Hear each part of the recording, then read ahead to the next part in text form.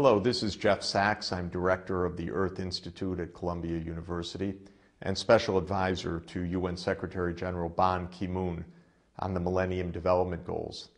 I'm also president and co-founder of Millennium Promise Alliance, a non-governmental organization committed to help the world achieve the Millennium Development Goals and to end extreme poverty. And I'm especially delighted that Millennium Promise Alliance is partner hand in hand with Millennium Promise Japan. And I want to thank our partners in Millennium Promise Japan, Ambassador Shinichi Kitaoka and Rieko Suzuki, who with so much energy and care and spirit have brought Millennium Promise Japan to life and engaged Tokyo University and engaged the business community and the government in this great challenge and this exciting effort of our generation to achieve the Millennium Development Goals and to eliminate extreme poverty. Thank you for holding the seminar today on the Millennium Villages. This is a thrilling program, and it's a special thrill for us that it's a program right at the core of human security as championed by the government of Japan. And of course, it's an even more special thrill that the government of Japan has been a partner with us in the Millennium Village Project nearly from the very, very beginning. After 2 Millennium Villages were established, one in Kenya and one in Ethiopia, with Ambassador Kitaoka and Ms. Suzuki, we were able to work together with the government of Japan to discuss the project, and wonderfully, the Prime Minister and the government, the Ministry of Foreign Affairs, and all parts of the Japanese government said that they would like to partner with the Millennium Villages Project. It's been a wonderful partnership. It enabled the project to go from 2 countries to 10 countries. And now, with the partnership of the Ministry of Foreign Affairs, the project is expanding to another 4 countries this fall with Japan's great support.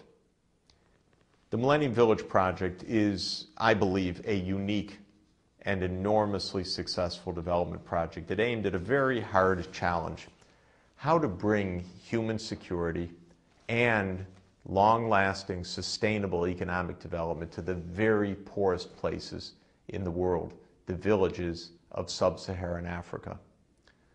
These are places where, before the project commences, communities live in abject poverty. They don't have running water. They don't have electricity.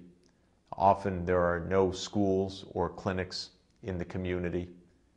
People are hungry. Farmers are dependent on unstable, erratic rainfall. Farmers don't have access to improved seed varieties or fertilizer or agricultural extension. And this leaves them with crop yields that are far too small to sustain the farm families, much less to enable the communities to achieve an income and achieve economic development. The goal of the Millennium Village Project is to empower these communities through partnership between Millennium Promise Japan and Millennium Promise Alliance, support with the government of Japan and other donors, the United Nations, and the local communities and the host country governments, to bring tools to the communities, key technologies, which can make the difference between communities stuck in extreme poverty and communities that are achieving economic development. We learned through our own analysis and our own experience and our work with the communities that there really are 4 areas for investment that are of the highest priority. The first is agriculture, to raise food productivity and then to shift to even higher value-added crops. The second is public health, to fight the killer diseases and then to expand the range of health services for disease prevention, healthy child rearing, safe childbirth, and other critical areas of public health. The third area is education, to make sure that children are in school and that the schools are appropriately equipped with the classroom materials, with trained teachers, with computers, with school meals, so that the children can learn. And the fourth area is basic infrastructure. This means water and sanitation. It means electricity in the villages. It means safe cook stoves. It means an all-weather road. And it means mobile telephony and now wireless internet connectivity, so that these villages are not cut off from the global information society. 4 areas: agriculture, health, education, and infrastructure.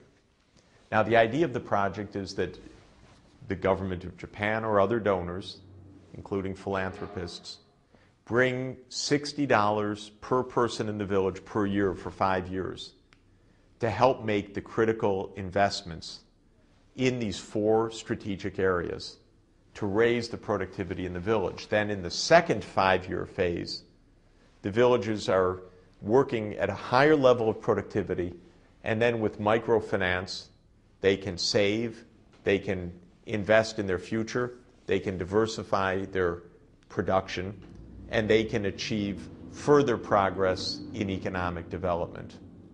We are now in the middle of the 3rd year of the project.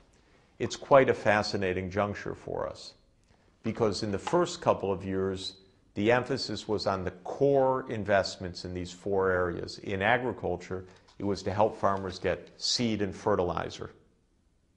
In health, it was in partnership with Sumitomo Chemical and Novartis and other companies, as well as with our health team and health sector, to bring basic malaria control, basic treatment for AIDS and TB, and the establishment of basic clinical services.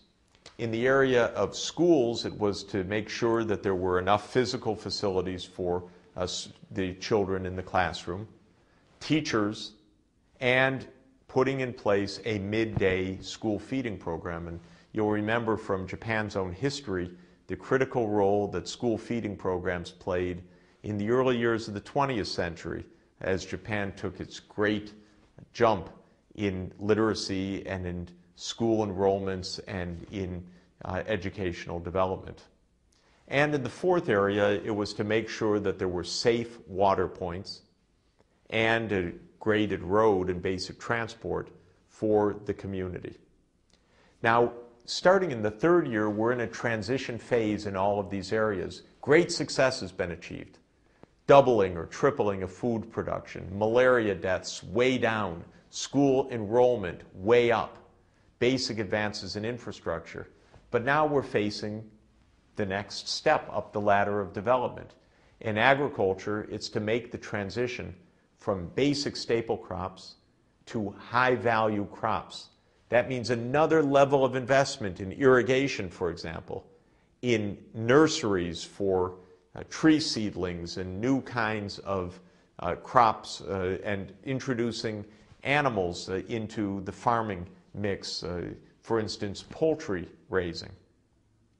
In health, it is training community health workers and empowering them with mobile telephones, specially programmed to train them and to record vital statistics in the community, and also introducing new areas of healthcare, safe childbirth, for instance, by introducing emergency surgical rooms in the referral hospitals in each of these clinics.